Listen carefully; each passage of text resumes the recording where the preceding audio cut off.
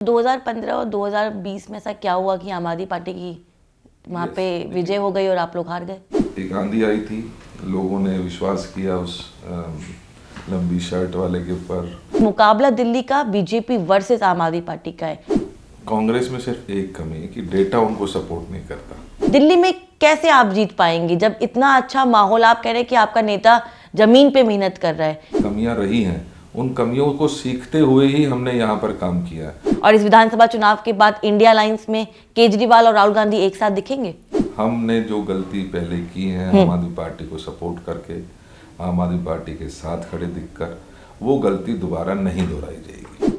दिल्ली का विधानसभा चुनाव अपने आप में दिलचस्प चुनाव बनता हुआ नजर आ रहा है और आज इसी चुनाव की चर्चा के लिए मेरे साथ जो राजनीतिक मेहमान हैं वो कांग्रेस पार्टी के दिल्ली अध्यक्ष देवेंद्र यादव जी हैं, जो कि बादली से प्रत्याशी भी हैं और पूरी कांग्रेस पार्टी की जिम्मेदारी उनके कंधों पे है। देवेंद्र जी, बहुत बहुत स्वागत है आपका। पहले तो सवाल ये बनता है, क्योंकि आप कांग्रेस पार्टी के अध्यक्ष भी हैं दिल्ली के और बादली से उम्मीदवार भी हैं, बतौर अध्यक्ष होना और फिर बतौर उम्मीदवार होना दोनों ही बहुत चैलेंजिंग होगा चुनाव में मैनेज करना। निश्चित ही देखिए, क्योंकि समय बहुत कम रहता है और जिम्मेदारियां ज़्यादा रहती हैं, तो जिम्मेदारी जहां दिल्ली के हर कैंडिडेट के तक पहुंचने की है, उसको बूस्ट अप करने की है, जहां मैनेजमेंट की है, वहीं अपनी कॉन्स्टिट्यूंसी को भी संभालना है। अच्छी बात यह है कि बादली हमेशा से मेरा घर रहा है, तो वो परिवार की तरह रहता है।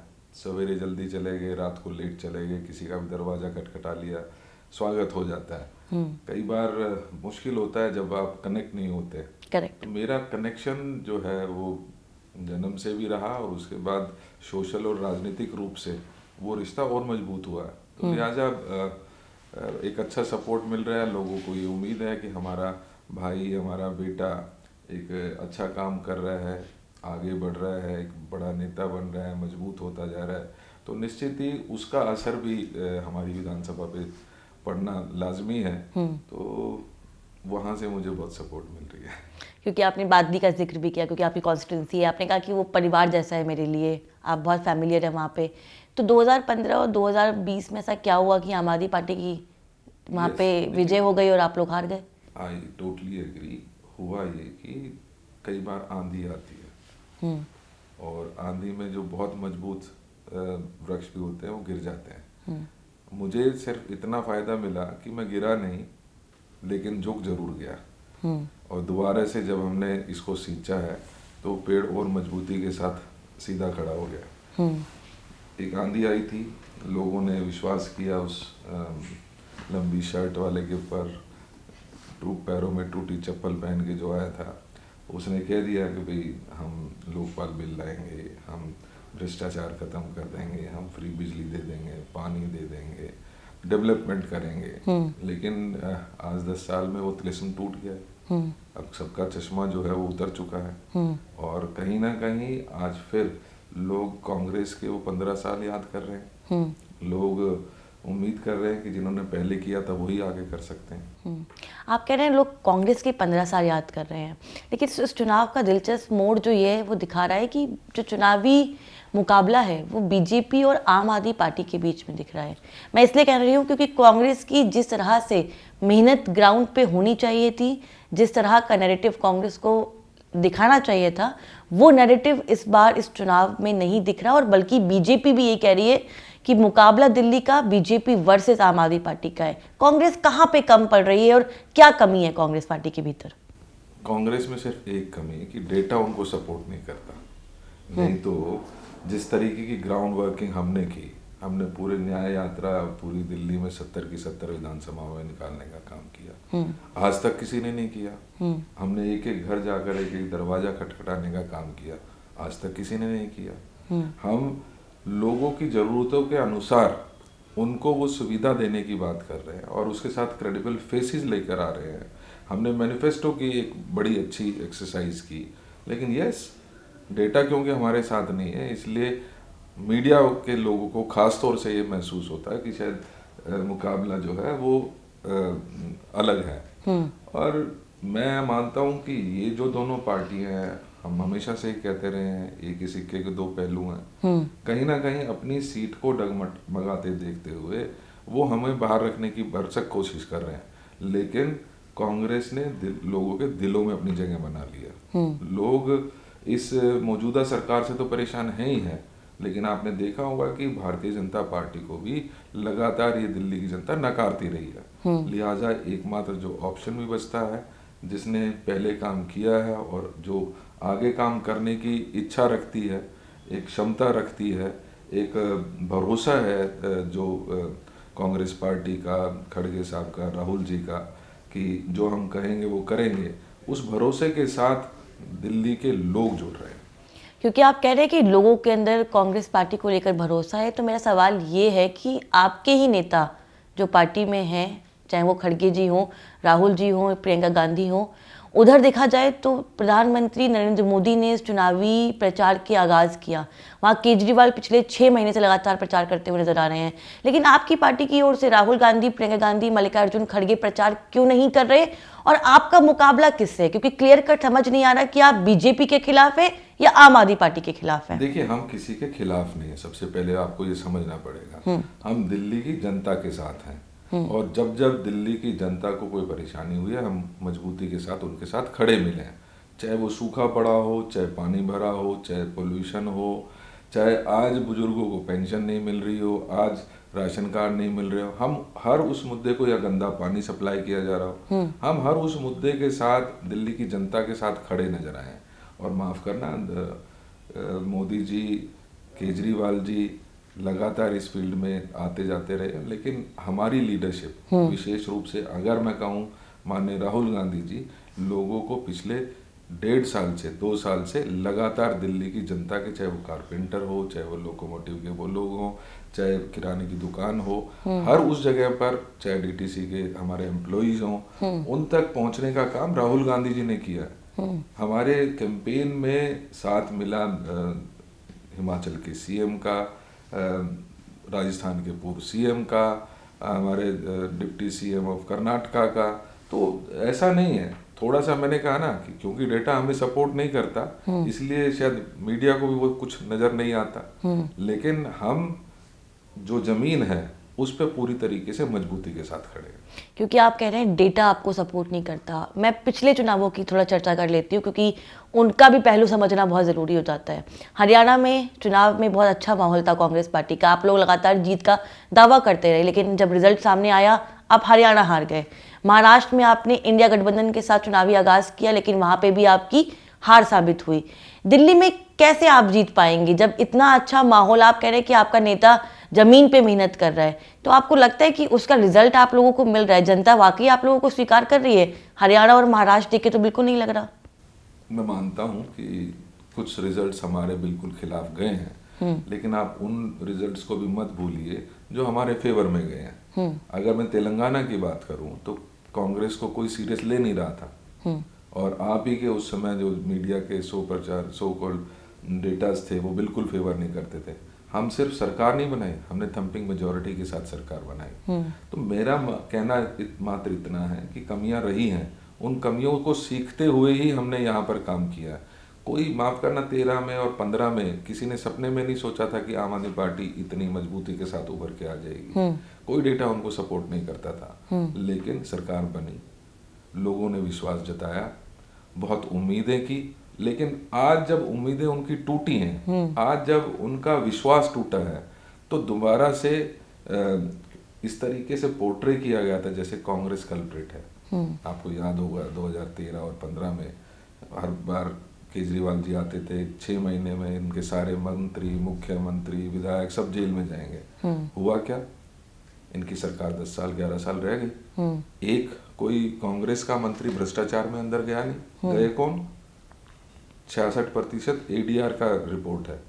66% जो विधायक मौजूदा हैं उनके खिलाफ क्रिमिनल केसेस हैं। भ्रष्टाचार में कौन जेल गया? लेकिन वो तो कहते हैं ना कि उनको फंसाया गया है। अब ये तो कोर्ट डिसाइड करेगी। फिर कोर्ट ने ऐसी क्यों डायरेक्शंस और बेल देते हुए भी इस तरीके की रिस्ट्रिक्शंस लगाई कि आप सीएम ऑफिस नहीं जा सकते, आप कोई फाइल साइन नहीं कर सकते। मैं तो सवालिया निशान ये है कि आप किस तरीके से दिल्ली की जनता को आप धोखा देने का काम कर रहे हैं। आप एक तरफ कह रहे हैं कि अगला मुख्यमंत्री कौन, अपने आप को पोर्ट्रे कर रहे हैं। एक तरफ जहाँ एक महिला मुख्यमंत्री को आपने टेम्परेरी मुख्यमंत्री घोषित कर दिया, एक महिला मुख्यमंत्री को डमी मुख्यमंत्री घोषित कर दिया, दूसरी तरफ आप दिल्ली की जनता को धोखा दे रहे हैं। आप कह रहे हैं कि आप अगला मुख्यमंत्री बनेंगे। वो मुख्यमंत्री क्या करेगा जिसको जो साइन नहीं कर सकता, जो अपने ऑफिस में नहीं जा सकता? क्या वो रिस्ट्रिक्शंस हट गई हैं?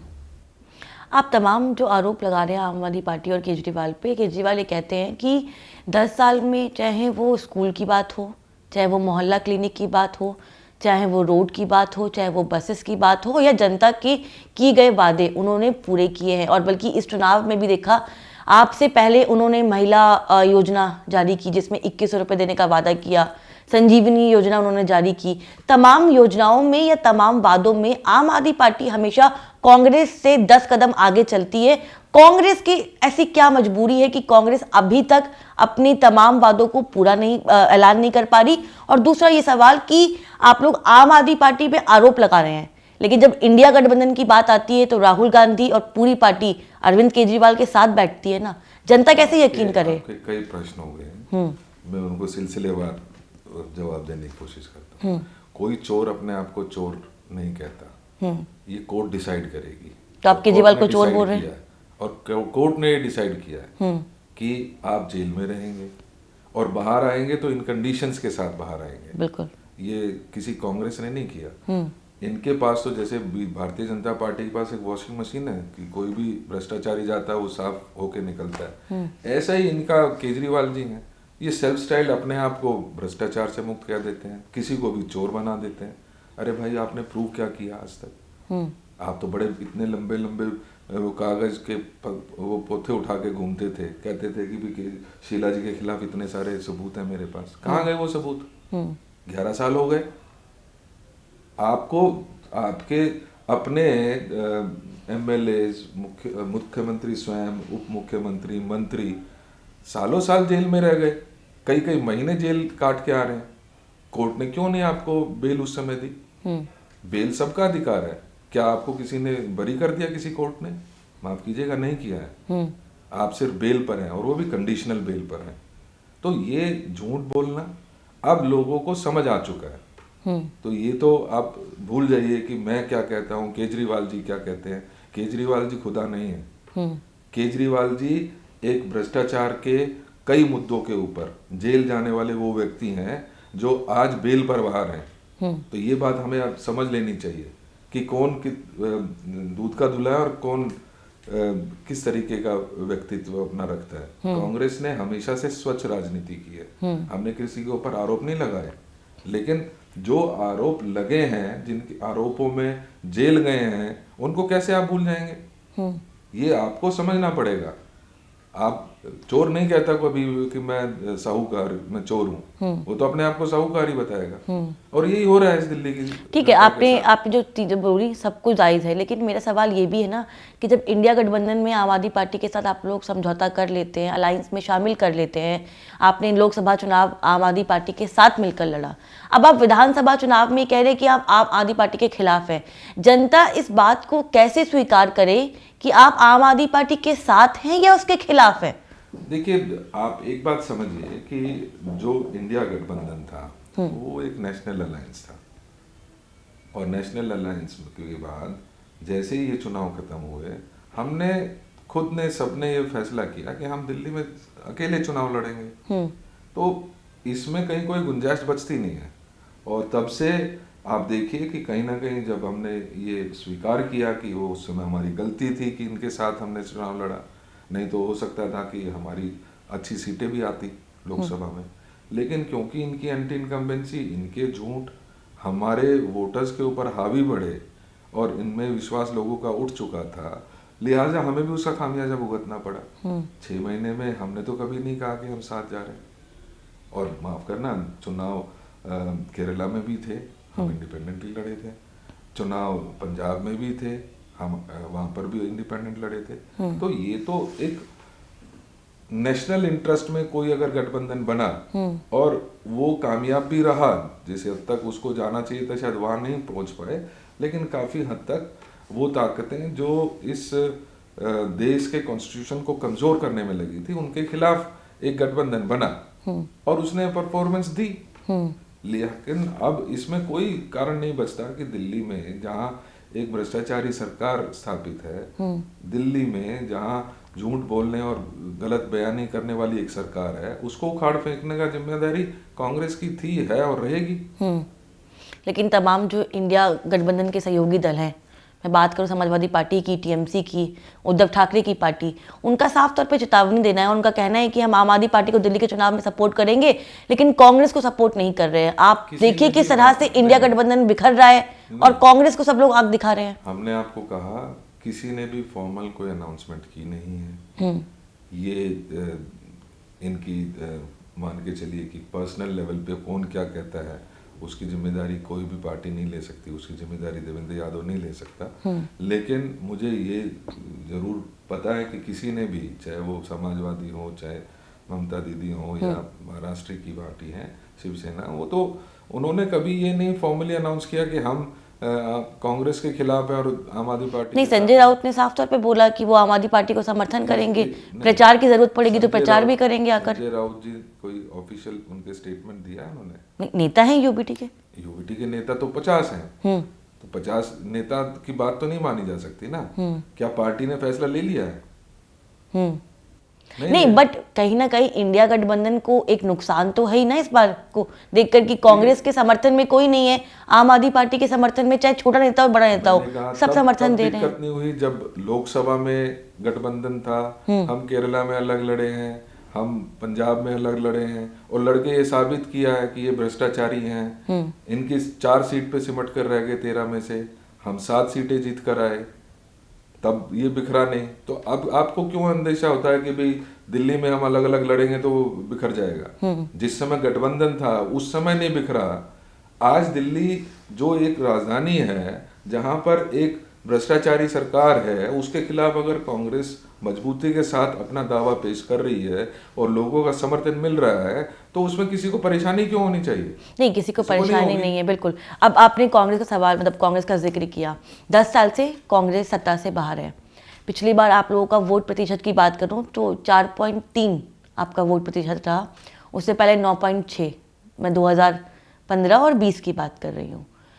ऐसा क्या हो रहा है कि कांग्रेस के कार्यकर्ता या कांग्रेस का वोट बैंक कांग्रेस के हाथों से फिसल रहा है और 2015 और 2020 में वो क्यों नहीं हो पाया जो 2000 उससे पहले के चुनाव में हुआ, 2015 से पहले के चुनाव में? देखिए 15 और 20 में लोगों ने बदलाव के लिए किया था। आप एक बात समझिए कि ये दिल्ली है, दिल्ली में भारतीय जनता पार्टी जो सांप्रदायिक ताकत है उसके लिए कोई जगह नहीं है। 15 साल कांग्रेस की सरकार थी। इस व्यक्ति ने एक सपना दिखाया लोगों को कि ये भ्रष्टाचारी सरकार है और इसको बदलने की जरूरत है। लोगों ने मन बनाया, आम आदमी पार्टी का जन्म हुआ। जो बातें की थी, जो कहानी इन्होंने उस समय पढ़ी थी, उसमें से एक भी सच नहीं निकली। लोगों को समय जरूर लगा, लेकिन आज 10 साल में जो बौखलाहट केजरीवाल जी के वक्तव्यों में है, जिस तरीके से नई दिल्ली तक सीमित हो गए हैं, जिस तरीके से इनके जो बयानात आ रहे हैं, कांग्रेस अगर कोई गारंटी लोगों की समस्याओं को समाधान के लिए देती है तो उससे उनको परेशानी हो रही है। क्यों उनकी हर बात में वो बौखलाहट नजर आ रही है अगर कांग्रेस 4.3% ही है तो? आज कहीं ना कहीं लोगों का मानस जो है वो आम आदमी पार्टी भी समझ पा रही है और कहीं उसी के चलते ये जो दबाव बनाने की राजनीति, ये गलत बयानी करने की राजनीति वो सामने आ रही है। ये अपने आप में उनकी बौखलाहट और कांग्रेस की मजबूती होने का प्रमाण है।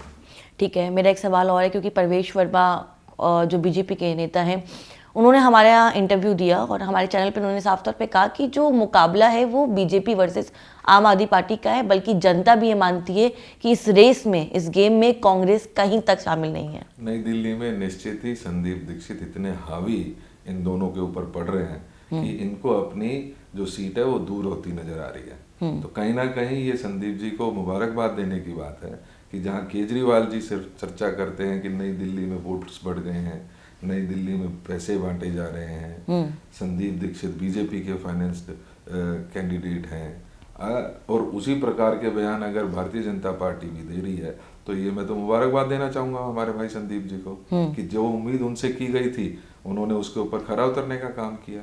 आज दोनों विचलित हैं, आज दोनों परेशान हैं। तो आप ये देखिए कि ये बयानात अपने आप में कांग्रेस की मजबूती को दर्शाते हैं और दिल्ली की जनता का प्यार मिलेगा। जैसा माहौल, जैसा हालात और हाल कांग्रेस पार्टी का 2013 में हुआ, कहीं ना कहीं उसी तरीके की हालात इस समय भारतीय जनता पार्टी जो एक सांप्रदायिक पार्टी है उसको लोग वोट नहीं करना चाहते। आम आदमी पार्टी की इतनी एंटी इनकम्बेंसी हो चुकी है, भ्रष्टाचार में लिप्त हैं, काम कोई करते नहीं है, पानी का वादा करते हैं, उनका गंदा पानी सप्लाई करते हैं, बुजुर्गों को पेंशन नहीं देते हैं, गरीबों को राशन कार्ड नहीं देते हैं, इंफ्रास्ट्रक्चर पूरी तरीके से चरमरा कर गिर गया है। आज गलियों में आप जाके देखिए, आप ये छोटे मुद्दे जो है ना वो बहुत बड़े मुद्दे हो जाते हैं। ठीक है, आप समझ नहीं पा रहे हैं। आप जनता के बीच में जाइए, ये नेताओं को छोड़िए, देवेंद्र को भूल जाइए क्या कह रहा है, केजरीवाल क्या कह रहा है उसको भूल जाइए, प्रवेश वर्मा क्या कह रहा है उसको भूल जाइए, आप जनता के पास जाइए, जनता बताए कि असलियत क्या है। ठीक है, क्या लग रहा है आपको कि कांग्रेस पार्टी की इस चुनाव में कितनी सीटें आप लेके आ पाएंगे? मैं आपको एक बात जरूर कह सकता हूँ कि ये जनता है और जनता जनार्दन जब कोई फैसला लेती है, और दिल्ली की जनता ने तो बहुत सेंसिबली उन फैसलों को लागू किया है। चाहे जब जब लोकसभा के चुनाव आए, मजबूती के साथ भारतीय जनता पार्टी के साथ खड़ी नजर आई। जब जब विधानसभा पिछले 2 आए 3 आए तो एकदम स्विंग आम आदमी पार्टी की तरफ रहा। इस बार लोगों का झुकाव कांग्रेस की तरफ है। क्या कर दें, हो सकता है हमें भी 67 सीट पे पहुंचा दे, कोई बड़ी बात नहीं है, जनता का फैसला होता इतने है। कॉन्फिडेंट है जनता की ताकत होती है। अब जब जनता ताकत अपनी यूटिलाइज करती है तो कुछ भी कर सकती है। तो इसमें मैं अपने आप को छोटे या बड़ा में आकलित नहीं करना चाहूंगा, लेकिन ये जरूर है मुझे जनता के ऊपर भरोसा है और जनता निश्चित ही वोट करेगी। आपकी पार्टी के ट्रेजरार हैं अजय माकन जी, कुछ दिन पहले उनका बयान एक सामने आया जिसको लेकर इंडिया गठबंधन में काफ़ी फूट देखने को मिली। उन्होंने अरविंद केजरीवाल को एंटी नेशनल बोला। उन्होंने कहा कि केजरीवाल एंटी नेशनल है। उसके बाद उनकी एक प्रेस कॉन्फ्रेंस आयोजित की गई जिसको बाद में कैंसिल कर दिया गया। मैं जानना चाहती हूँ कि पूरी घटना क्या है, क्यों अजय माकन को अपने बयान से पीछे हटना पड़ा और क्या केजरीवाल को एंटी नेशनल कहना ठीक है? उसी समय माननीय अजय माकन जी ने एक स्पष्टीकरण दिया, कुछ चीज़ें ऐसी आ रही हैं जो और भी खतरनाक साबित हो सकती हैं, लिहाजा let Ajay Maken ji decide on that. मुझे नहीं मालूम है क्या उसके पीछे। ये भी सुना कि पार्टी नेतृत्व ने कहा कि अजय माकन को प्रेस कॉन्फ्रेंस कैंसिल करनी चाहिए। आप सुननी है तो जनता की सुन लीजिए ना, और जनता की बात बताइए ना लोगों को। मैं बार बार आपको कह रहा हूँ, क्या कौन कह रहा है उसको भूल जाइए। आप दिल्ली की जनता से पूछिए उनका दर्द क्या है, वो बताएंगे आपको। आप दिल्ली की जनता से पूछिए कि आपको राशन कार्ड बन रहे हैं क्या, पिछले 10 साल में राशन कार्ड नहीं बन रहे हैं। आप उनसे पूछे ना आपको साफ पानी मिल रहा है, वो बता देंगे कि कितना गंदा पानी मिल रहा है। आज माफ करना, हालात ये हो गए हैं जैसे गांव में पहले कुएं से पानी महिलाएं अपने सर पे लेकर आती थी ना, इसी तरीके की 20-20 लीटर की बोतलें आज महिला अपने कंधे पर लेकर अपने घर जा रही हैं और उसके लिए पैसे देने पड़ते हैं। ये दिया इस केजरीवाल ने, ये दिया केजरीवाल जी ने कि जहां हमारे मकान गरीबों के लिए बने थे, जिनको वादा किया था जहां झुकी हुई वही मकान देंगे, उनको तो एक चाबी नहीं मिली, लेकिन अपने लिए शीश महल बन गया है। तब उनको कोई नहीं रोकता, और अब फिर दोबारा से बरगलाने की कोशिश कर रहे हैं कि हम अगला मुख्यमंत्री कौन। अरे भाई, आप एलिजिबल नहीं है मुख्यमंत्री, कैसे आप बन जाएंगे? किसी दिल्ली की जनता को ऐसा मुख्यमंत्री नहीं चाहिए जो अपने ऑफिस नहीं जा सकता, जो सरकारी फाइल साइन नहीं कर सकता। आप बरगलाने की कोशिश कर रहे हैं कि हम 2100 रुपए देंगे। अरे पहले पंजाब की उन महिलाओं को तो 1000-1000 रुपए दे दीजिए जिनके इसी तरीके के फॉर्म और कार्ड आपने 34 महीने पहले भरे थे। आज वो इंतजार कर रही हैं कि उनके अकाउंट में 1000 करके अब तो 34,000 हो जाते। आप वहां वादा पूरा करते नहीं है। वहां कौन रोक रहा है आपको? यहाँ तो आप कह देते हैं कि एलजी रोक रहा है, केंद्र सरकार रोक रही है। वहां तो आपकी फुल फ्लेजेड सरकार है। क्यों नहीं आपने दे दिए 1,000 रुपये महिलाओं के? और याद कर लीजिए, लोकसभा से पहले भी इसी तरीके के बयानात चाहे आतिशी जी हो चाहे ये हो, कि चुनाव बीतेगा और 1 महीने में आपके 1100 रुपए आपके खाते में आ जाएंगे। चुनाव बीते तो 6 महीने हो गए, कहाँ है वो 1000 रुपया? 1000 रुपया आया नहीं है, 2100 का वादा कर दिया है। लेकिन 2500 का वादा तो आपने भी किया है जनता के किया है। सामने। हम भ्रष्टाचार नहीं करते ना। आपको लगता है कि जो आपके वादे हैं उस पे लोग यकीन करेंगे? बजट तो 37,000 करोड़ से 76-77,000 करोड़ पहुंच गया, लेकिन दिल्ली की डेवलपमेंट कहाँ है? दिल्ली की जनता जानना चाहती है। लेकिन वो तो कहते हैं कि उन्होंने मोहल्ला क्लिनिक जैसा एक मॉडल पेश किया, स्कूल्स दिल्ली के अच्छे हो गए, कॉलेजेस अच्छे हो गए, इंफ्रास्ट्रक्चर अच्छा हो गया। आपने वादा किया था कि 500 नए स्कूल खोलेंगे, कितने नए स्कूल खोले? आपने वादा किया था कि हम हॉस्पिटल खोलेंगे, कितने नए हॉस्पिटल खोल दिए? आप बताइए तो सही। आपने कहा था हम यूनिवर्सिटीज खोलेंगे, क्या एक नई यूनिवर्सिटी, क्या छोड़ी एक कॉलेज खोला है क्या कोई नया? आप सिर्फ मैं जो कहूँ वो सही, उससे नहीं जाइए प्लीज।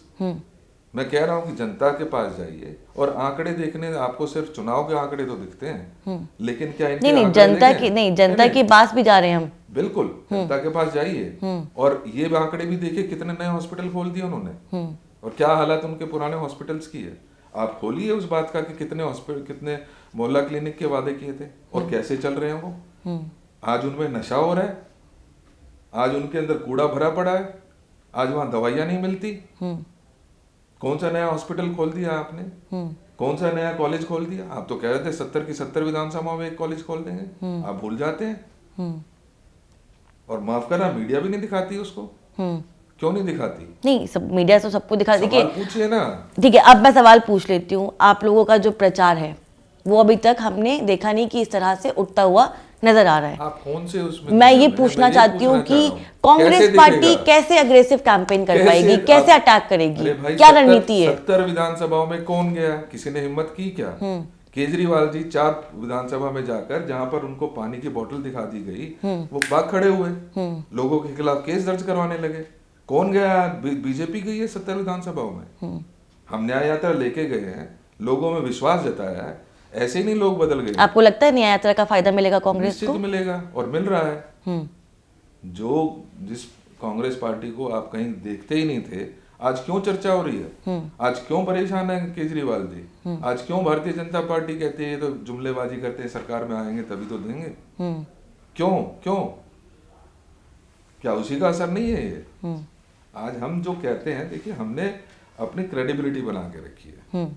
सिर्फ आपसे ये निवेदन करना चाहता हूँ कि मीडिया इनके सवाल इनसे पूछे। जब ये कहते हैं कि हाँ हमने स्कूल बेहतर कर दिए, भैया आपने कितने स्कूल बेहतर कर दिए? कितने खोले हैं? कितने नए बच्चों को एडमिशन दिया है? कितने टीचर्स की भर्ती की है?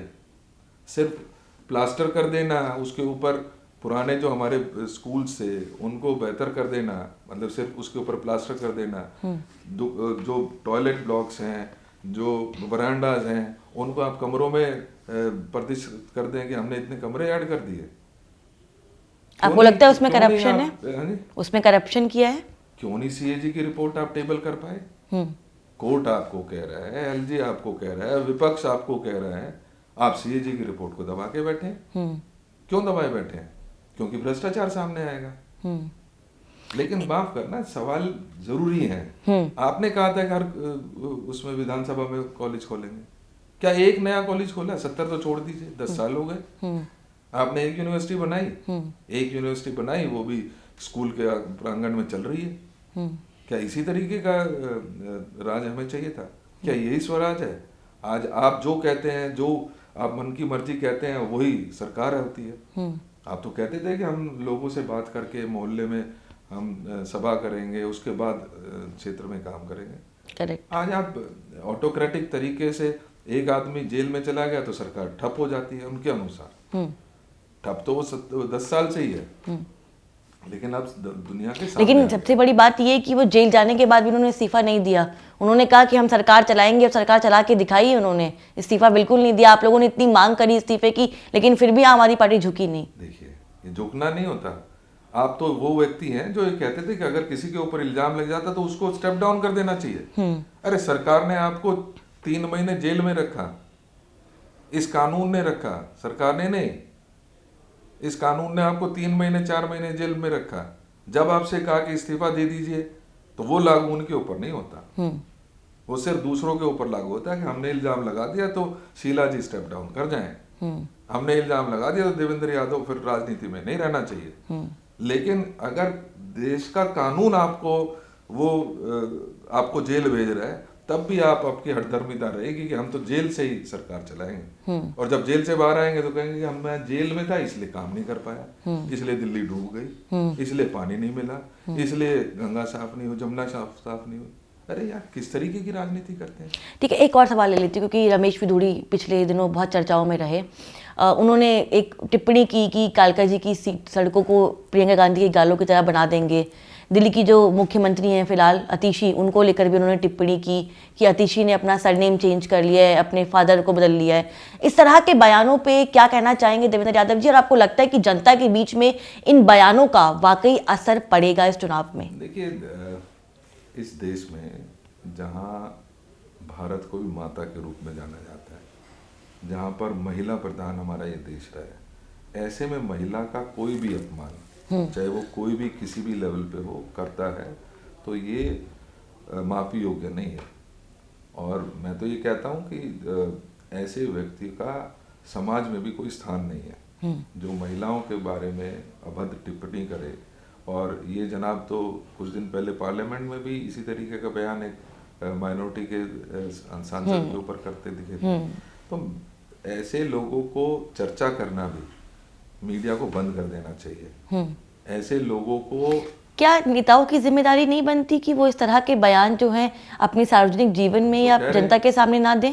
तो यही तो हम कह रहे हैं, ऐसे लोगों का तो समाज में रहना भी खतरनाक है।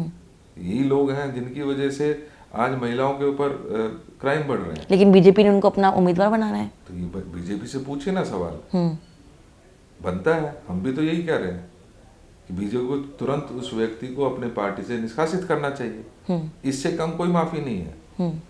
अगर भारतीय जनता पार्टी का एक नेता बार बार इस तरीके की टिप्पणी करता है तो उसमें भारतीय जनता पार्टी का अपना भी जो चरित्र है वो सामने दिखता है।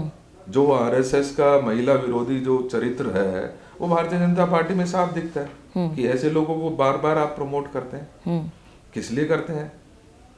ये अपने आप में एक बहुत बड़ा प्रश्न भारतीय जनता पार्टी के नेतृत्व के ऊपर है। ठीक है, एक बिल्कुल आखिरी सवाल, ये हाइपोथेटिकल सवाल है लेकिन मैं फिर भी पूछना चाहूंगी, अगर दिल्ली के चुनाव में हंग असेंबली का नतीजे सामने आते हैं तो क्या कांग्रेस आम आदमी पार्टी से गठबंधन करेगी? हम एक बार गलती कर चुके हैं, आगे गलती करने की पोजीशन में नहीं है। और इस विधानसभा चुनाव के बाद इंडिया अलायंस में केजरीवाल और राहुल गांधी एक साथ दिखेंगे? ये मेरे लेवल का क्वेश्चन नहीं है। ये केंद्र में जो अलायंस हुआ है, इंडिया अलायंस, वो बताएंगे। मैं एक बात तय कर सकता हूँ, मैं ये बात मजबूती के साथ कह सकता हूँ, हमने जो गलती पहले की है आम आदमी पार्टी को सपोर्ट करके, आम आदमी पार्टी के साथ खड़े दिखकर, वो गलती दोबारा नहीं दोहराई जाएगी। चलिए, बहुत बहुत शुक्रिया हमसे बातचीत करने के लिए। थे देवेंद्र यादव, जिनका साफ तौर पर कहना है कि चाहे कुछ भी हो जाए, आम आदमी पार्टी के साथ एक बार फिर से कांग्रेस नजर नहीं आएगी। लेकिन चुनाव बहुत दिलचस्प है। 5 तारीख को मतदान होगा, 8 तारीख को रिजल्ट आएगा और देखना होगा कि तमाम जो वादे कांग्रेस पार्टी की ओर से किए जा रहे हैं, उन वादों पे क्या जनता इस बार यकीन करती है या नहीं। इस खास इंटरव्यू में आप सभी का इतना ही है और देवेंद्र यादव ने तमाम सवालों के जवाब दिए हैं। लेकिन देवेंद्र जी, बहुत दिलचस्प चुनाव है, देखना इंटरेस्टिंग होगा कि आप जो बोल रहे हैं वो कितना पूरा होता है और कितना नहीं।